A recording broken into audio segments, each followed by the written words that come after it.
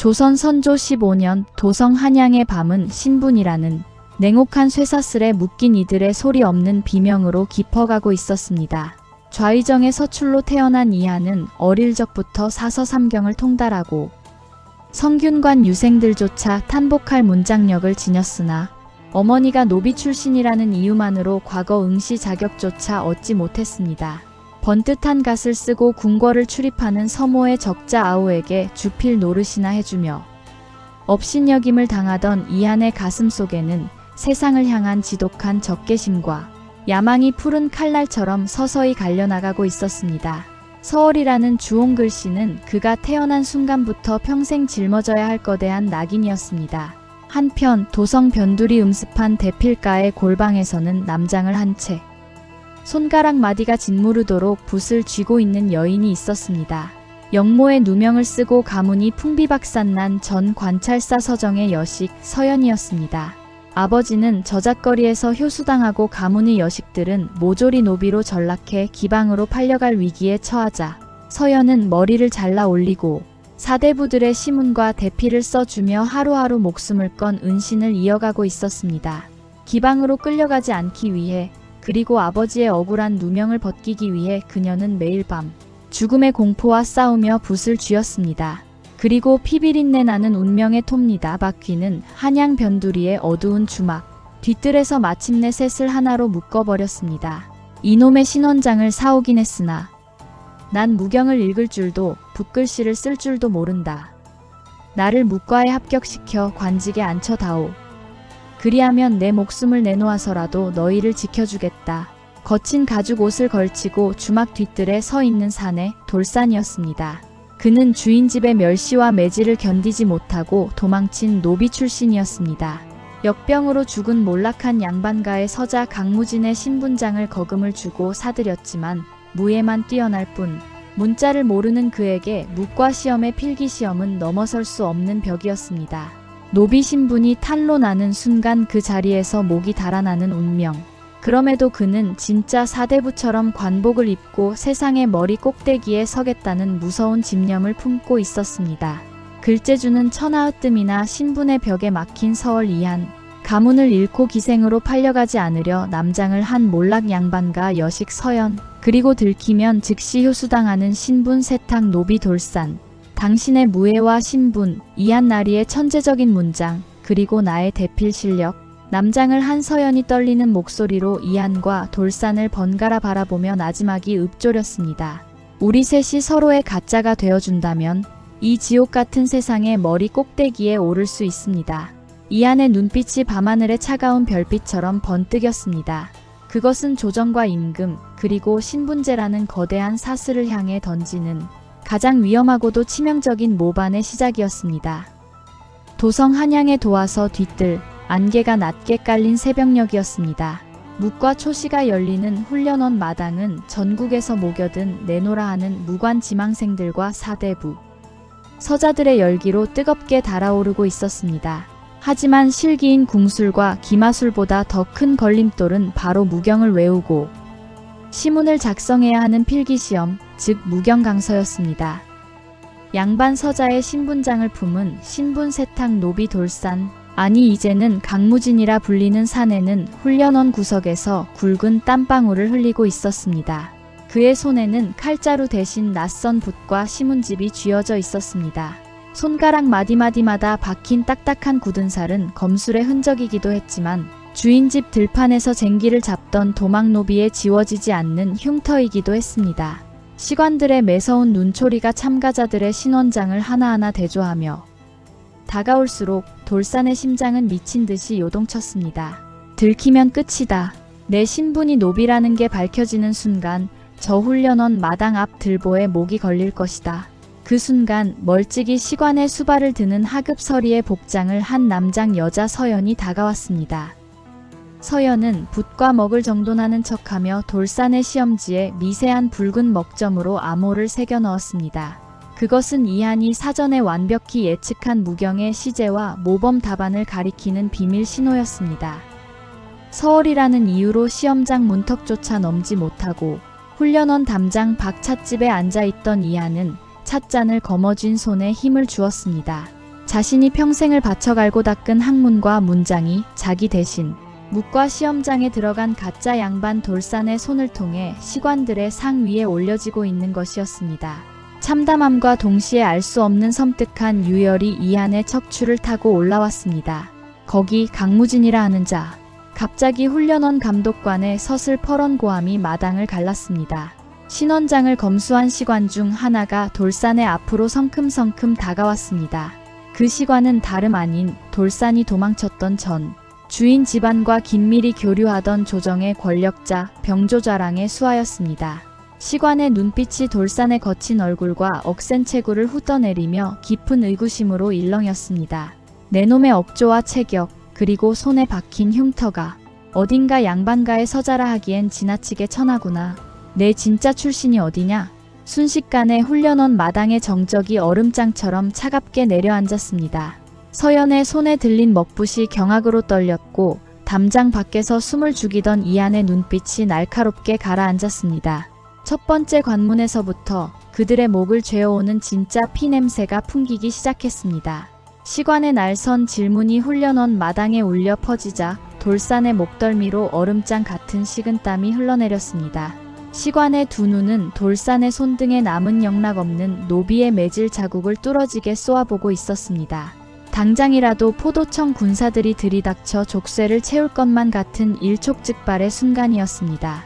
바로 그 순간 서리 복장을 한 서연이 정갈하게 찻상을 들고 시관의 옆으로 성큼 다가섰습니다. 날이 참판 마마께서 과장의 삼엄한 분위기 속의 시관. 나리들의 노고가 크시다 하시어 내리신 약차입니다. 서연은 자연스럽게 시관의 시선을 가로막으며 찻잔을 올렸습니다. 동시에 찻상 밑으로 슬그머니 짚어 넣은 종이 한 장이 시관의 소매 속으로 사르륵 스며들었습니다. 그것은 담장 밖 이한이 사전에 준비해둔 그 시관의 치명적인 비리와 사가의 은밀한 약점이 담긴 비밀 밀찰이었습니다. 밀찰을 슬쩍 확인한 시관의 눈동자가 경악으로 크게 흔들렸습니다. 밀찰 끝에는 나지막한 글씨로 이렇게 적혀 있었습니다.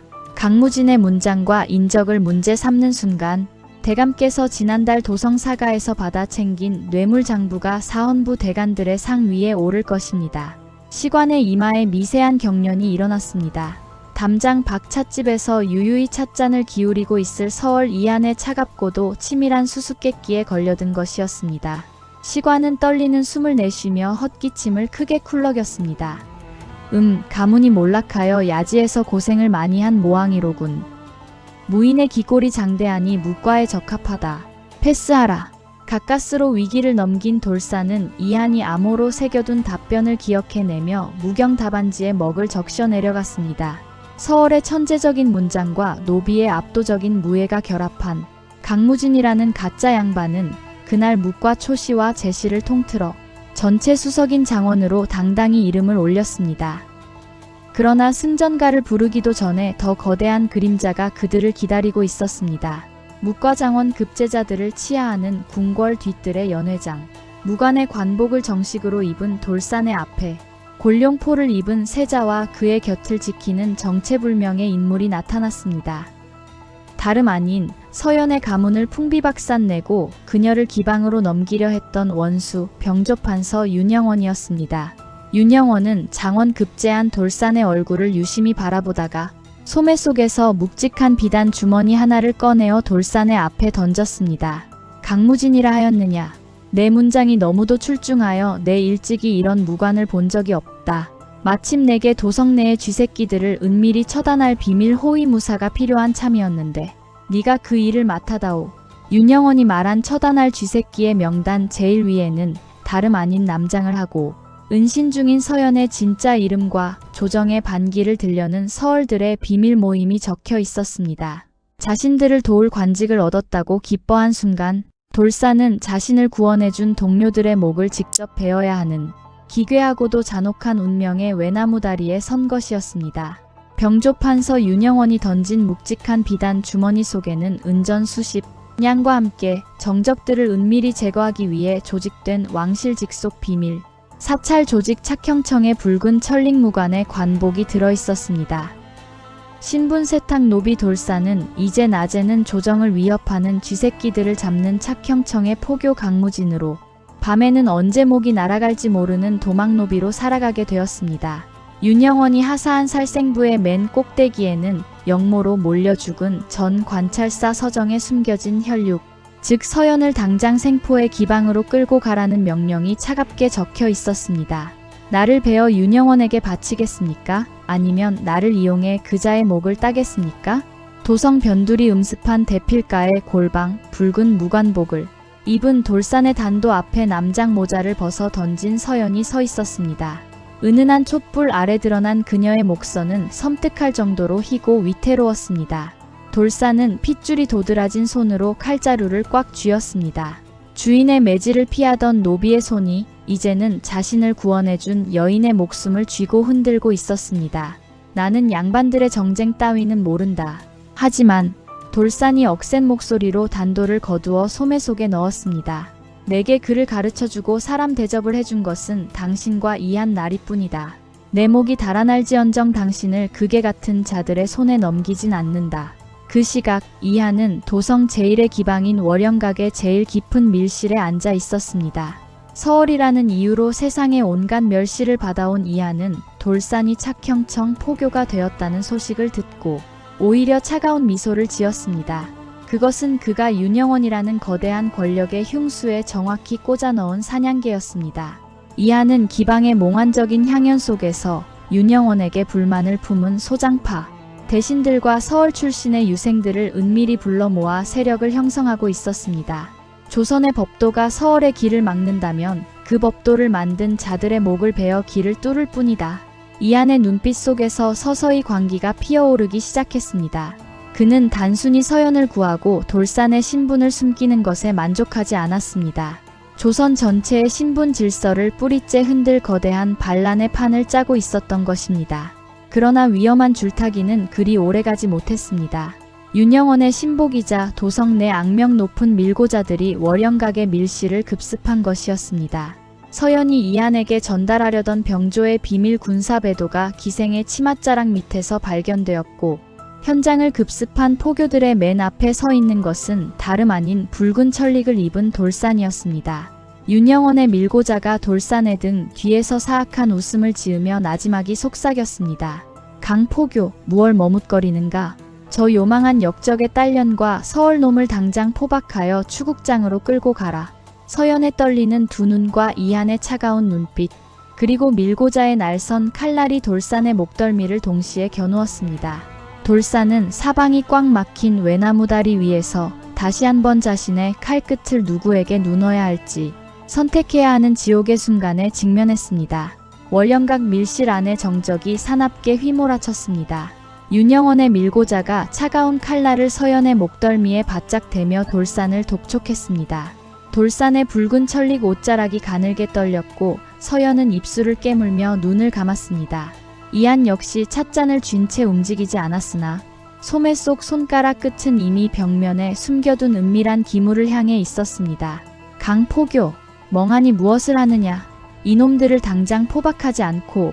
밀고자가 고함을 지르며 밧줄을 던지려던 바로 그 일각, 돌산의 눈빛에서 인간의 망설임이 사라지고 짐승과도 같은 서슬 퍼런 살기가 뿜어져 나왔습니다.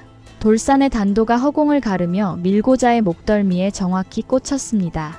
비명조차 지르지 못하고 피를 토하며 쓰러지는 밀고자 뒤로 함께 들이닥쳤던 자객 둘이 검을 뽑아 들었습니다. 그러나 이미 도망노비 시절부터 사선을 넘나들었던 돌산의 억센 검술 앞에서는 상대가 되지 않았습니다. 좁은 밀실 안은 순식간에 자객들의 붉은 피와 자욱한 비명으로 물들었습니다. 날이 어서 피하십시오. 궁궐 담장 너머 군사들이 몰려오기 전입니다. 돌산이 피칠갑이 된 얼굴로 헐떡이며 소리쳤습니다. 그러나 이하는 자리에서 일어나 피로 물든 바닥을 유유히 걸어나와 쓰러진 밀고자의 품을 뒤졌습니다. 그리고 그 안에서 윤영원의 친필 인장과 도성 내 군사 배밀도를 유유히 꺼내 들었습니다. 피할 필요 없다. 강포교. 윤영원 그자가 친히 우리에게 세상을 뒤엎을 가장 확실한 명분과 무기를 쥐어주었으니 이한의 입가에 짙고 잔혹한 미소가 걸렸습니다. 이한은 밀고자의 피로 자신의 붓끝을 적셨습니다.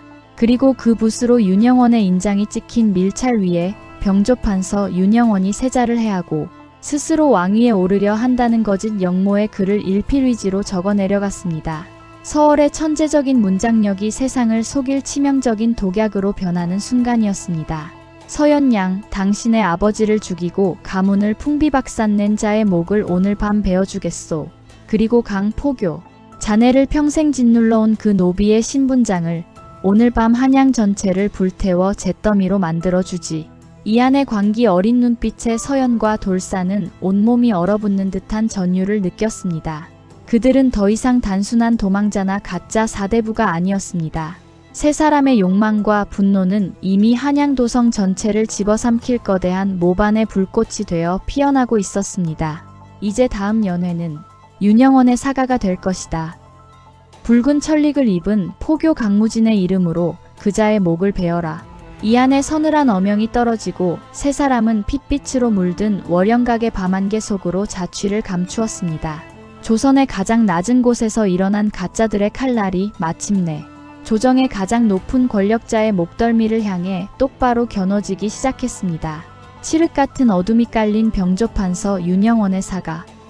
정뜰에서는 관료들의 웃음소리와 가야금 소리가 드높았으나 담장 너머에는 죽음의 정적이 흘렀습니다. 붉은 천릭을 입은 착형청 포교 돌사는 윤영원의 호위 무사들을 끌고 사랑채 주변을 둘러쌌습니다. 윤영원의 신복들은 돌산이 여전히 자신들의 충직한 사냥개라 믿고 있었으나 돌산의 소매 속 단도 끝에는 이 안의 밀찰이 숨겨져 있었습니다. 강포교, 밀고자는 어찌 되었느냐? 그 요망한 역적의 딸년과 서얼놈의 목은 가져왔는가? 사랑채 상석에 앉아 술잔을 기울이던 윤영원이 핏발 선 눈으로 돌산을 바라보았습니다. 돌산은 천천히 윤영원의 앞으로 다가가 꿇어앉았습니다. 그리고 품속에서 피에 젖은 비단 주머니를 꺼내어 윤영원의 상 위에 올렸습니다. 명하신 대로 쥐새끼들의 목을 가지고 왔습니다. 윤영원이 비단 주머니를 열어젖힌 순간 그 안에서 나온 것은 밀고자의 자라난 목이 아닌 윤영원 자신의 비리 장부와 세자를 위해 하려 했다는 위조된 영모 고변서였습니다.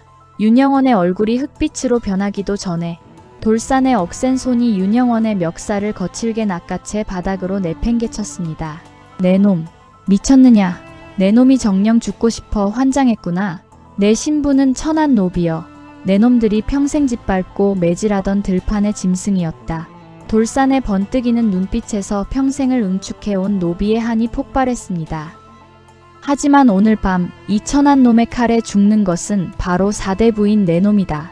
사랑채의 창문이 깨져나아가며 남장을 한 서연과 서얼 유생들을 이끄는 이한이 정뜰로 난입했습니다. 이한의 손에 들린 횃불이 윤영원의 사가를 밝게 비추었고 서연은 아버지를 죽게 한 원수를 향해 눈물을 흘리며 도화서에 정밀한 필적으로 그려낸 윤영원의 진짜 죄상들을 담장 밖에 뿌렸습니다.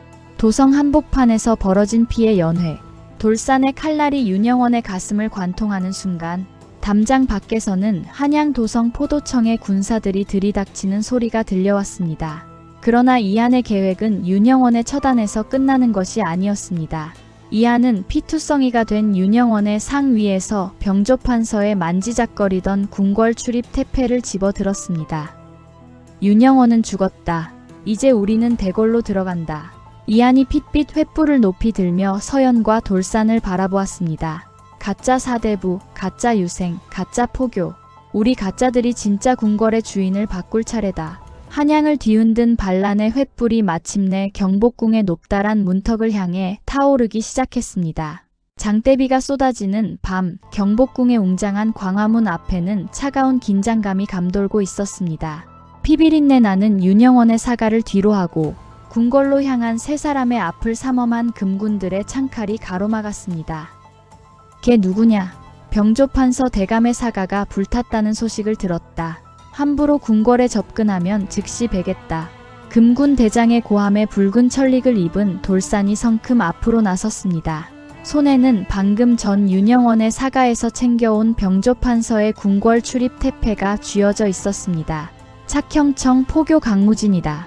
윤영원이 영모를 도모하여 세자 전하를 위해 하려 한 정황을 포착하고 즉시 단죄하였다. 어라의 명에 따라 임금님을 호위하러 왔으니 당장 문을 열라. 돌산의 당당하고 위험 있는 목소리와 진짜 태페를 본 금군들이 동요하기 시작했습니다. 그 사이 남장을 한 서연이 윤영원의 친필 인장이 찍힌 위조 영모, 고변서와 그간 사대부들이 저지른 갖가지 비리 장부를 금군 대장의 눈앞에 내던졌습니다. 이 장부에 적힌 이름들이 바로 전하를 가리고 조선을 병들게 한 진짜 역적들입니다. 그대들은 진짜 왕을 지킬 것인가? 아니면 병든 사대부들의 개가 될 것인가? 아버지의 억울한 죽음을 품고 하니 서린 서연의 목소리가 빗속을 뚫고 금군들의 가슴을 파고들었습니다. 마침내 굳게 닫혀있던 광화문이 거대한 목조 빗장이 육중한 소리를 내며 열리기 시작했습니다. 궁궐의 은밀한 지하서고 세자 훗날의 왕는 촛불 아래에서 홀로 이 모든 사태를 보고받고 있었습니다. 이하는 핏빛으로 물든 옷자락을 휘날리며 세자의 앞에 단정히 엎드렸습니다. 서얼이라는 이유로 평생 바닥을 기어야 했던 그가 마침내 조선의 최고 권력자 앞에 독대하는 순간이었습니다. 전하, 소인은 신분의 벽에 막혀 과거장에 들어서지 못했던 서얼 이한이라 합니다. 저 옆에 사내는 그를 모르는 도망노비이며 저 여인은 영모로 억울하게 죽은 관찰사의 여식입니다. 이한의 솔직하고도 치명적인 고백에 세자의 눈빛이 크게 흔들렸습니다. 소인들은 가짜 신분으로 세상을 속였으나 전하를 둘러싼 사대부들은 진짜 신분으로 조선의 백성들을 속이고 착취해 왔습니다. 오늘 밤 전하께서 이 썩은 사슬을 끊어내신다면 저희 세 사람은 전하의 그늘 아래 기꺼이 조선의 새로운 길을 밝히는 유령이 되겠습니다. 세자는 바닥에 놓인 비리 장부들과 이한이 써내려간 경천동지할 사설을 유심히 바라보았습니다. 그리고 천천히 자리에서 일어나 돌산에 거친 손과 서연에 떨리는 어깨, 그리고 이한의 깊은 눈빛을 마주했습니다. 훗날 조선왕조실록 선조 15년의 기록에는 병조판서 윤영원이 갑작스러운 사가 화재로 목숨을 잃고 그의 비리가 천하에 드러나 가문이 풍비박산났다고 단 몇 줄로 적혀 있습니다. 그러나 야사에는 다른 이야기가 전해집니다. 윤영원이 죽던 그날 밤 이름 없는 서얼과 도망노비 그리고 남장 여인이 궁궐의 빗장을 열어 세자를 구하고 조선의 신분제의 균열을 일으킨 비밀관청 암영청의 시초가 되었다는 수수께끼 같은 이야기. 그들의 진짜 이름은 역사 속으로 사라졌지만 한양의 밤거리와 굵은 장대비 속에는 여전히 사슬을 끊어낸 가짜들의 웅장한 전설이 나지막이 숨쉬고 있습니다.